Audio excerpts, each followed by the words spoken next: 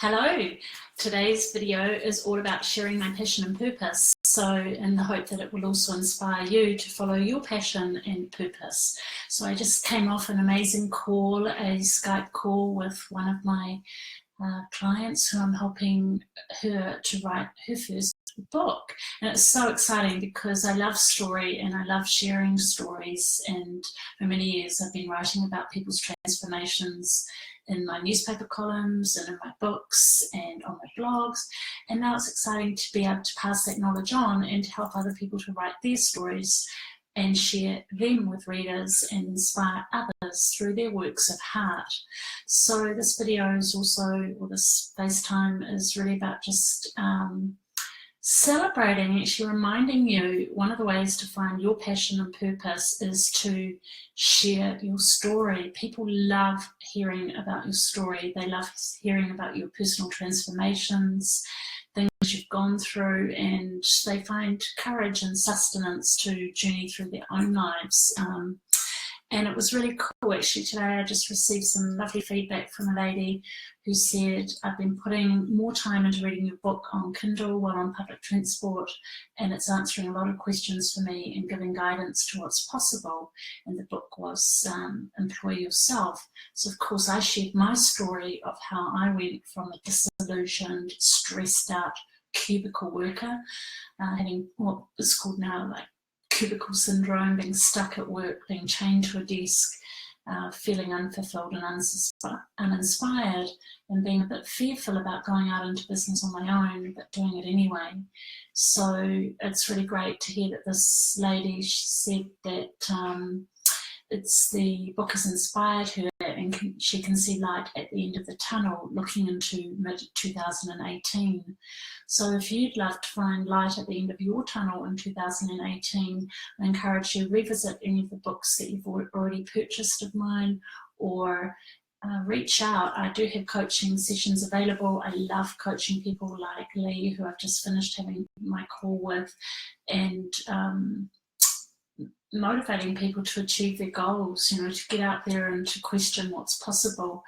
Lee and I both share a passion for helping people think outside of the square. So many of us hold ourselves back because we just don't know what else is possible. And I'm challenging myself next year. I'm going to write, I guess it's a memoir of sorts. I started this book actually in 2012, so I'll just share it with you. Many of the times, coming back to finding your passion and purpose is about just reminding yourself of who you are. It's remembering who you are. When I wanted to embrace my creativity, I had to remind myself that I was creative because it had been kind of educated out of me. I didn't believe I was a creative person, so I wrote a list of all the reasons that I was creative. And it's the same with embracing my spirituality now. In fact, one of my clients drew this amazing picture which I put in the book. I think it's inspired by Leonardo da Vinci, a heart and a feather. And then I saw a quote, feathers and heart, ascension, spiritual evolution to a higher plane, communication with spirit. And so that's something I'm definitely embracing now. And my daughter Hannah has been embracing really since she was little because she was encouraged to do so. Carl Jung, as I said here, I guess I would call myself a psychic psychologist. Psychic is about the soul, embracing the soul. Helping people tap into their soul purpose, helping people find their soul gifts. So that's something I've recently trained to work with the Akashic Records. I've done my Reiki Master training. I'm ready now to step into my soul purpose, which is helping people to really elevate their connection with spirit and embrace their soul purpose. Carl Jung, he said, analysis was a spiritual quest, a deeply serious endeavour to come to terms with oneself, to accept oneself, and to become as far as possible the person which it was intended one should be. And Carl Jung, so he's a revered psychologist, he emphasised the spiritual aspects of being human, and many of his contemporaries regarded him as a visionary mystic. So I love that. His contributions, I'm a big fan of using the Myers-Briggs assessment tool. Thank you, Hannah. Woohoo, love this. good, more encouragement for you just to come out and embrace your gifts. Carl Jung, you see, he really helped make accessible the Myers-Briggs tool is from the work of Carl Jung, and he was revered for his contributions to psychology and psychiatry in the areas of extroversion, introversion, archetype, individualization, collective unconscious, and all those things, bringing all those things to light. So last night I woke early in the morning and I was reminded back in 2012, which many people have said is a very transformational time on this planet. It's a time of realignment of the crystalline grid and realignment, reawakening for many people of their soul potential. And so it was no coincidence, or what I call go-incidence, that I started this book in 2012, 23rd of July. And in it I wrote, "The wind raises its throat to the sky and roars. The rain sinks through the cloud and pours. Nothing remains the same. Nothing is still. All is impermanent, restless, moving. Get your essence back. Find yourself. Stand on your own strong feet. You may be vilified, chastised, forsaken to the streets, but take comfort and know forevermore your heart beats with the passion that infuses the body whole, for you have risen, transformed, discovered your soul." So that was a channeled poem that I wrote back then. And I woke in the night and I just started writing away. I was going through a stressful time. At the time I was working for the Department of Corrections and the prisons, and I was working with very unpleasant hierarchy in the head office. The staff in the prisons were amazing. I was working with the prison manager at Rimataka Prison, really inspiring. We were doing some innovative work. We were really rocking things, and people started to feel threatened by my influence out there. And I got sort of summoned into head office. I was told that there was a rumour that I was running Rimataka Prison. People were saying I was getting too big for my station. And then a systematic campaign of sabotage began by people who actually weren't doing their jobs properly and were threatened by what I was doing. So it was a super, super stressful time. And I put in here, I'm reminded that I cannot let the winds of change deter me from my course. I cannot fight, but I must surrender. I must go with the flow and flex and bend, anchoring myself to the true essence. The spiritual journey is an act of discovery. It is not always embraced by all those who you meet on your spiritual path. As Viktor Frankl, so many of you will know from his book Man's Search for Meaning, which I studied in my psychology degree. And he was a survivor of Auschwitz and developed called logotherapy. He said those who give light may also be burned, and that was certainly my experience at Rimataka Prison. But it's also been an experience of many men and women throughout history. So many people are afraid to embrace their gifts because they're fearful of persecution, and this is a legacy that has continued through if you like, the psychic wounds. So much of my work now in coaching people in the Akashic Records is helping them transform those wounds, those fears that keep them stuck, and holding them to the light, embracing them, because those sacred wounds actually do reveal your soul purpose.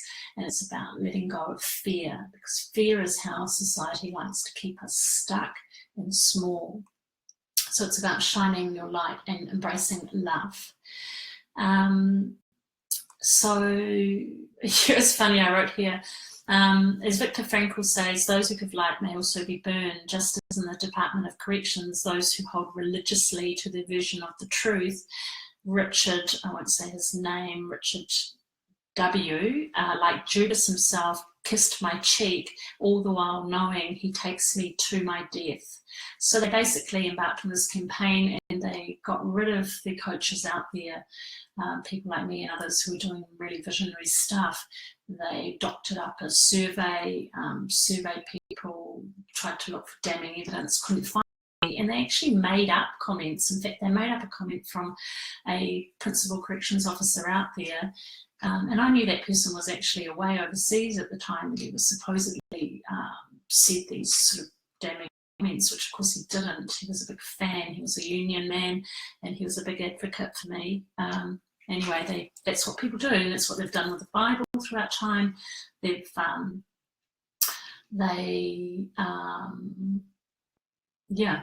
just what do? They just make up stories, that rewritten text, all this stuff around, a woman being the sort of the beginning of sin. It's all a nonsense. And yes, as Hannah Joy says, had a friend tell me not to use Hannah Joy as my business name because people will judge me. What absolute nonsense. What absolute poor advice. For instance, Hannah Joy, that's her name. Hannah, first name, Joy, middle name. And what better name to use than your own name, and one that has joy? People will judge. They will always judge. Let them judge. They're in a different vibration. Be not judged for yourself, is my advice. And here, I think, from the book Conversations with God, I wrote down, your thought about yourself is that you are not good enough, not wondrous enough, not sinless enough to be part of God in partnership with God. This speaks to me about thinking who am I to lay claim to being spiritual? And in the side notes, I've got a note from a friend of mine, Claire, who said, you are spiritual. Am I?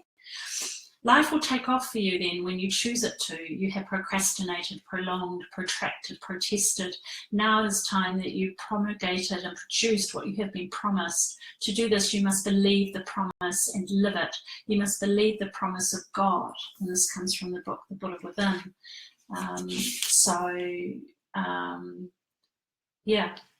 I think it's Deepak Chopra or someone. Do you want your life to truly take off? Then change your idea about it, about you. Think, speak, and act as the God that you are.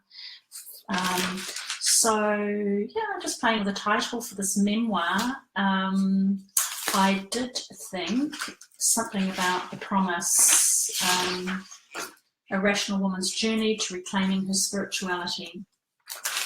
I hope you found this little, I was on a flow, you see, the passion and purpose. I was on a flow, started because I got inspired by coaching another woman.